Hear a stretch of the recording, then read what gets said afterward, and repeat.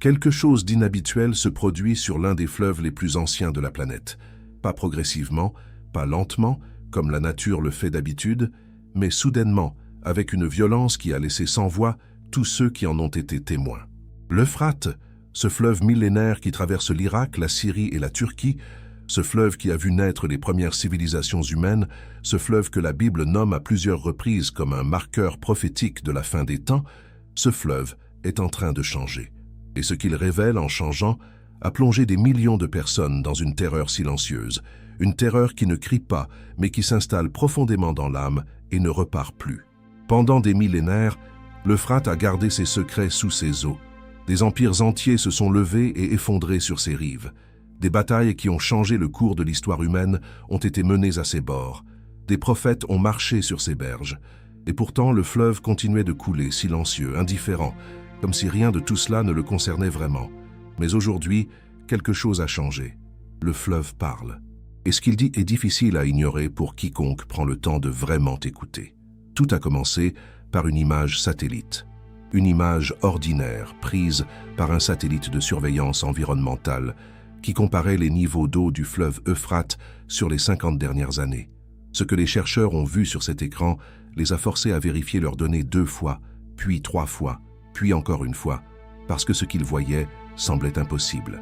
Le fleuve avait perdu plus de 60% de son débit habituel. Des sections entières du lit du fleuve, qui étaient recouvertes d'eau depuis des générations, étaient maintenant exposées à l'air libre, séchant sous le soleil implacable du Moyen-Orient, révélant un fond que personne n'avait jamais vu à l'œil nu dans toute l'histoire moderne. Mais ce n'était pas la disparition de l'eau qui terrorisait les gens. C'était ce que cette disparition révélait. Sur les rives exposées, les habitants locaux ont commencé à signaler des structures que personne ne pouvait expliquer. Des formations de pierre taillées, parfaitement symétriques, qui ne ressemblaient à aucun monument connu dans la région. Des escaliers descendant vers l'obscurité, creusés dans la roche avec une précision qui défie les techniques de construction de l'époque supposée à laquelle ils auraient été construits. Des cavités scellées de l'intérieur, comme si quelqu'un ou quelque chose avait voulu empêcher le monde extérieur d'entrer, ou peut-être empêcher ce qui se trouvait à l'intérieur de sortir. Les scientifiques qui ont été dépêchés sur place ont d'abord proposé des explications rationnelles. Des tunnels d'irrigation anciens, des structures de stockage datant de l'Empire babylonien, des formations naturelles accentuées par l'érosion progressive de l'eau sur des millénaires. Mais chaque explication se heurtait au même problème fondamental. La précision de ces structures, la symétrie parfaite, l'intentionnalité évidente de leur conception. Ce ne sont pas les caractéristiques d'une formation naturelle, ni même d'une infrastructure utilitaire ordinaire. Ce sont les caractéristiques d'une construction qui avait un but très spécifique, un but que personne n'a encore réussi à identifier avec certitude. Et puis, les sons ont commencé. Les habitants des villages situés sur les rives du fleuve ont commencé à signaler des bruits venant de sous la surface.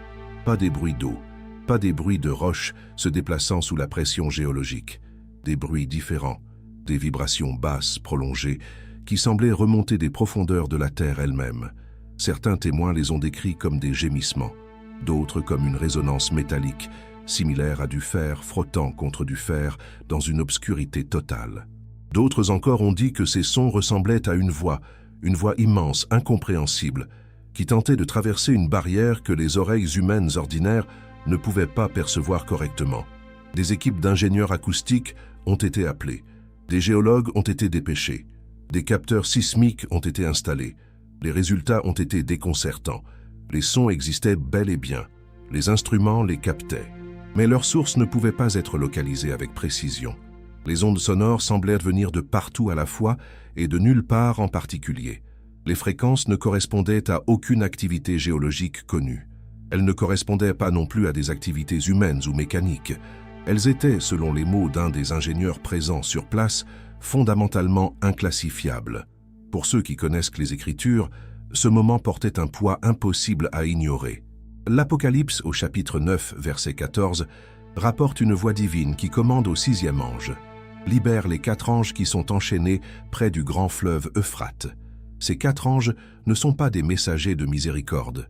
Ce sont des êtres retenus sous contrainte divine, jusqu'à une heure précise, un jour précis, un mois précis, une année précise, et quand ils seront libérés, leur mission est décrite avec une clarté terrifiante. Ils mèneront une armée de 200 millions de soldats, et ils tueront un tiers de l'humanité entière. Si l'Euphrate est la prison de ces êtres, alors les sons qui montent de ces profondeurs ne sont peut-être pas des phénomènes géologiques inexpliqués. Peut-être sont-ils les signes que cette prison commence à faiblir, mais revenons à ce que l'on peut voir, toucher, photographier, documenter, parce que c'est là que réside la partie la plus troublante de cette histoire. En 2022, lorsque les eaux du réservoir du barrage de Mossoul ont reculé à cause d'une sécheresse extrême, une ville entière a émergé des profondeurs. Une métropole de 3400 ans d'existence, extraordinairement bien conservée, qui appartenait à l'Empire Mitanni. Les archéologues qui l'ont découverte ont eu peu de temps pour l'explorer avant que les eaux ne remontent, mais ce qu'ils ont trouvé a bouleversé leur compréhension de la région. Des murs massifs, des tours défensives imposantes, des fresques aux couleurs rouges et bleues qui avaient survécu des siècles sous l'eau, une sophistication architecturale qui révélait une civilisation beaucoup plus avancée qu'on ne le supposait pour cette époque. Cette ville, identifiée comme Zakiku, n'était pas simplement un témoignage archéologique fascinant. C'était un miroir tendu vers le passé, un passé d'idolâtrie, d'orgueil humain, de puissance construite sur des fondements spirituellement corrompus. Et ce passé avait été enseveli sous les eaux pendant des millénaires, caché, comme s'il attendait le moment précis où le fleuve reculerait suffisamment pour le révéler à nouveau. Ce moment est venu maintenant. Pas il y a 100 ans, pas il y a 50 ans, maintenant. Et il ne s'agit pas de la seule découverte. Sur d'autres sections du lit asséché du fleuve, des témoins ont rapporté la présence d'une croix, massive, profondément enfouie dans le sédiment compacté, positionnée de façon trop précise pour être accidentelle. Pas un petit artefact emporté par le courant. Une structure grande, lourde, intentionnelle, entourée de couches minérales accumulées sur une période extrêmement longue, indiquant qu'elle était là depuis bien avant les temps modernes. Ses bords étaient usés par le temps, mais sa forme était intacte. Il n'y avait aucune marque d'inscription récente, aucun style correspondant aux monuments religieux contemporains de la région.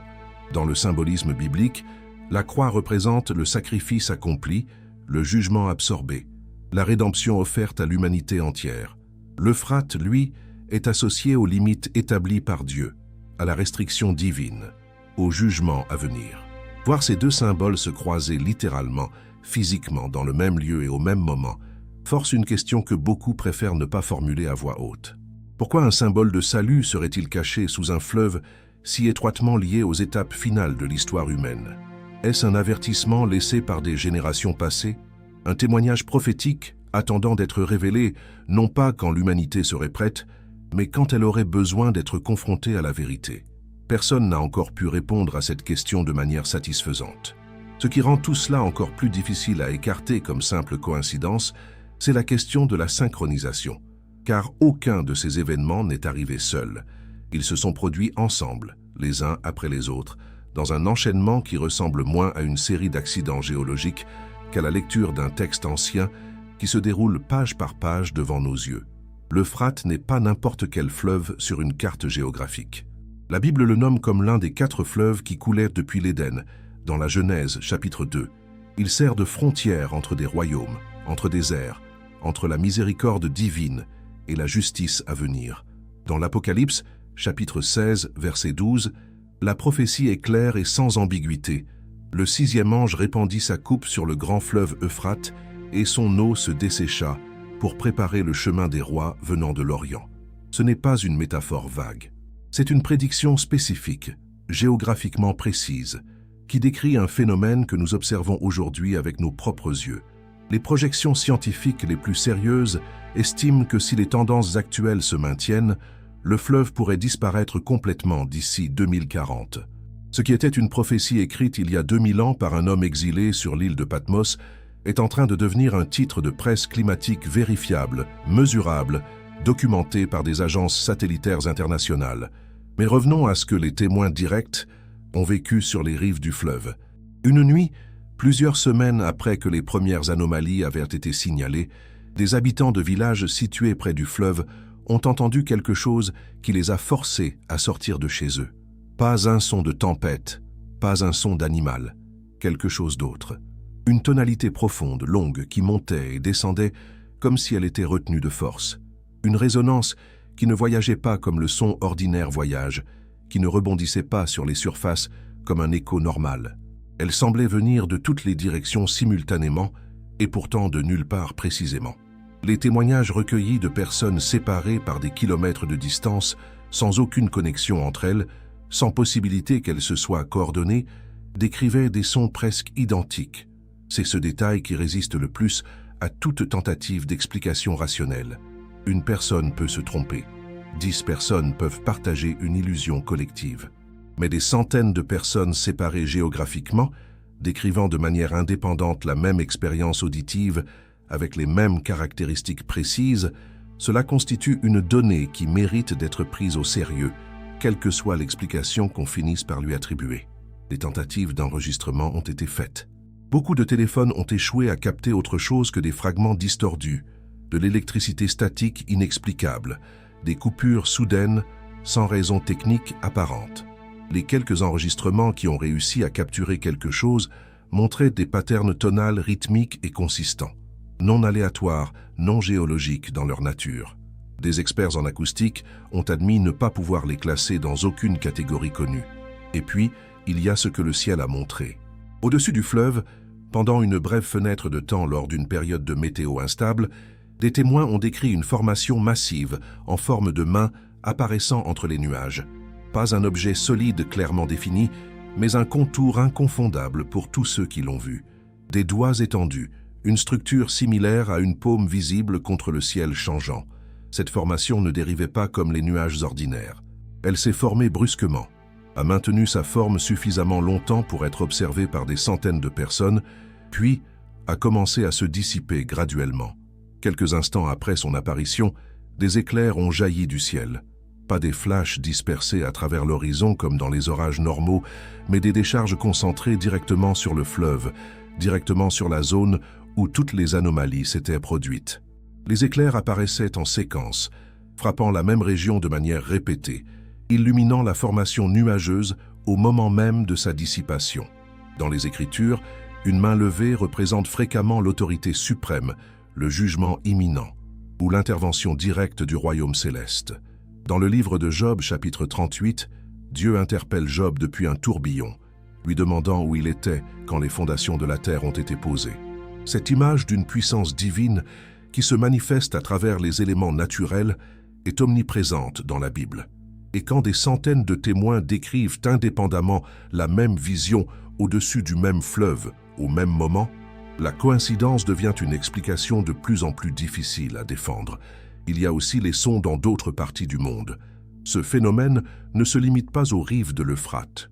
Depuis une dizaine d'années, des explosions profondes similaires à des trompettes résonnant depuis le ciel ont été rapportées dans des villes aussi diverses que Shanghai, Prague, Dallas et Jérusalem. Des vidéos documentant ces sons ont envahi les réseaux sociaux, chacune capturant ce qui ressemble à un corps métallique grave, résonnant à travers l'atmosphère, durant souvent plusieurs minutes entières, sans source visible. Les experts météorologiques et sismiques ont proposé diverses explications scientifiques allant du déplacement de plaques tectoniques aux fluctuations de pression atmosphérique, mais aucune n'a été conclusive ni satisfaisante. Ces sons se produisent fréquemment lors de journées claires, sans activité géologique, ni patron climatique, qui soutiendraient les explications naturelles proposées. Pour ceux qui lisent la Bible avec attention, le premier texte qui vient à l'esprit est Matthieu chapitre 24, verset 31, où Jésus prédit que ses anges viendront avec un grand son de trompette pour rassembler ses élus des 4 vents, d'un bout du ciel à l'autre. Les trompettes sont des instruments de communication divine tout au long des Écritures, utilisés pour signaler le jugement, la guerre ou l'arrivée de la présence même de Dieu. Dans l'Apocalypse, chacune des 7 trompettes introduit une nouvelle phase de jugement sur la terre. Alors quand des sons similaires à des trompettes commencent à remplir les cieux dans la réalité concrète et vérifiable, il n'est pas surprenant que beaucoup y voient des signaux surnaturels authentiques. Tout cela converge vers une question centrale, une question que des millions de personnes posent en ce moment même sur tous les continents. Sommes-nous en train de vivre les jours décrits dans l'Apocalypse? Ce n'est pas une question facile à poser, et ce n'est pas une question facile à recevoir. Mais les Écritures sont claires sur un point fondamental. Les signes ne viennent pas après le jugement, quand il est trop tard. Ils viennent avant. Pendant qu'il reste encore du temps pour observer, réfléchir et répondre. Ce modèle divin n'a pas changé à travers les millénaires. Considérons ce qui se passe dans le monde autour de nous avec honnêteté. Des nations se lèvent contre des nations en conflit sans fin. Des crises économiques s'élargissent. Des catastrophes naturelles se multiplient avec une fréquence et une intensité croissantes. Des signes dans les cieux sont rapportés à l'échelle mondiale. Jésus lui-même a décrit tout cela dans Matthieu chapitre 24, versets 7 et 8, avec une précision qui donne à réfléchir. Nation se lèvera contre nation, et royaume contre royaume.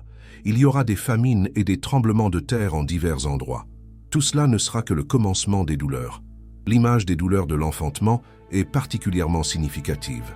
Les douleurs augmentent en fréquence et en intensité jusqu'au moment de la naissance.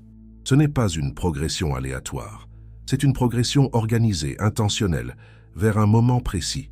Et la naissance, quand elle arrive, change tout de manière irréversible. L'Israël moderne est un autre signe que les chercheurs de prophéties bibliques ne peuvent pas ignorer. En 1948, la nation a renaît, accomplissement stupéfiant d'Ézéchiel chapitre 37, la vision des ossements secs qui reprennent vie après des siècles de dispersion. Zacharie chapitre 12, verset 2, prophétise que Jérusalem deviendra une coupe qui fait chanceler, entourée d'ennemis, centrale dans le conflit mondial. Aujourd'hui, Israël est l'un des points les plus brûlants de la politique internationale, exactement comme les textes anciens l'avaient anticipé. Et puis, il y a la technologie. Ce que l'apôtre Jean a vu en vision il y a 2000 ans, ce qu'il a décrit comme la marque de la bête, la capacité de contrôler les achats et les ventes en fonction de l'allégeance d'une personne, ce système qui aurait semblé de la pure science-fiction à n'importe quelle génération précédente, est aujourd'hui techniquement et socialement réalisable. L'intelligence artificielle, les puces biométriques, la surveillance numérique omniprésente, les monnaies numériques d'État, tout le cadre est en place. Ce que Jean a décrit comme futur est devenu notre infrastructure quotidienne. Mais ce qui nous ramène toujours à l'Euphrate, c'est la spécificité géographique des prophéties. Ce n'est pas un fleuve générique. Ce n'est pas une métaphore abstraite. C'est ce fleuve précis, dans cette région précise, qui disparaît précisément maintenant. Et ce que sa disparition révèle, couche après couche, découverte après découverte, semble correspondre avec une précision troublante à ce qui était écrit il y a des millénaires. Jésus a dit quelque chose qui mérite d'être rappelé ici. Dans Matthieu chapitre 16, verset 3, il a réprimandé les pharisiens en ces termes. « Vous savez interpréter l'apparence du ciel, mais vous ne pouvez pas interpréter les signes des temps. » Cet avertissement n'était pas destiné seulement aux pharisiens du 1er siècle. Il traverse le temps et nous rejoint là où nous sommes. Les avertissements sont visibles, les Écritures sont ouvertes et disponibles. Et pourtant, le monde continue comme toujours, distrait, divisé, spirituellement endormi. La grande ironie de notre époque est que nous avons plus d'accès à l'information que n'importe quelle génération précédente dans l'histoire humaine. Et pourtant, nous sommes peut-être moins préparés que nos ancêtres à reconnaître les signes des temps quand ils se présentent devant nous. Parce que la surinformation peut paradoxalement aveugler autant que l'ignorance. Quand tout est nouveau, rien n'est extraordinaire. Quand chaque jour apporte son lot de révélations choquantes sur tous les sujets imaginables, il devient difficile de distinguer ce qui mérite vraiment une attention sérieuse. Mais l'Euphrate qui se dessèche n'est pas un fait divers parmi d'autres. C'est l'un des fleuves les plus chargés de signification prophétique de la Bible, et il est en train de disparaître dans un délai qui correspond à des prophéties vieilles de 2000 ans. Ce n'est pas une interprétation forcée, c'est une observation factuelle qui coïncide avec un texte spécifique. La question qui se pose alors n'est pas une question de géologie, ni de climatologie, ni même d'archéologie. C'est une question de reconnaissance spirituelle. Est-ce que l'humanité comprend que les avertissements sont donnés avant le jugement, jamais après? Est-ce que nous voyons ce qui se déroule devant nos yeux pour ce que c'est vraiment? Dans les Écritures, Noé a construit l'arche en pleine vue de sa génération. Les gens l'ont vu construire. Ils ont entendu ses avertissements. Ils ont eu le temps de comprendre ce qui allait arriver. Et pourtant, quand le déluge est venu, seules 8 personnes étaient à bord. Non pas parce que les signes manquaient, mais parce que la majorité avait choisi de ne pas les voir. Jésus lui-même a fait référence à cet épisode précis dans Matthieu chapitre 24, verset 37, en disant « Comme il était au jour de Noé, ainsi sera l'avènement du Fils de l'homme. » Les gens mangeaient, buvaient, se mariaient, menèrent leur vie comme d'habitude, pendant qu'un jugement immense se préparait à se déverser sur eux. Le déluge n'est pas arrivé sans avertissement, mais peu ont prêté attention aux signes clairs.